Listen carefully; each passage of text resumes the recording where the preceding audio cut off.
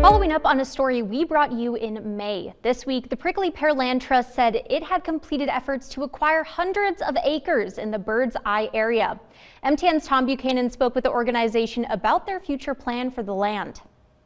Prickly Pear Land Trust just recently acquired nearly 1,500 acres in the Birdseye area.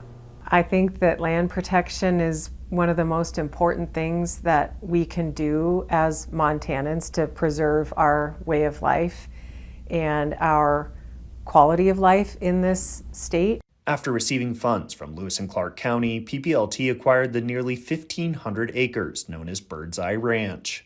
Funds for the project come from the county, the Department of Defense, and the Montana Fish and Wildlife Conservation Trust.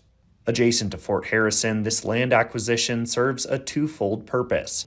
It helps in land conservation. It also leaves the fort's training activities uninterrupted, said Colonel Kelly Trainum, Construction and Facilities Management Officer for the Montana Army National Guard. On a tour of the ranch last time, we covered the efforts to acquire the land.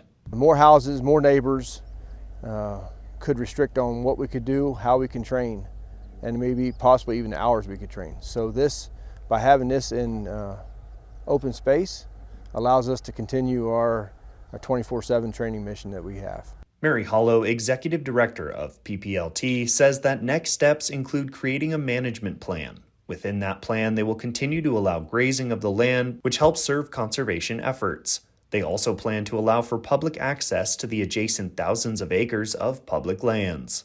Prickly Pear will work to develop a management plan that will help us figure out what is appropriate for public access. Definitely that'll be something seasonal, but at the very least we'll figure out the management plan for the access. And then the priority for this project, of course, is the continuation of grazing and ranching on the property, as well as obviously keeping that land intact for the wildlife qualities that Birdseye has.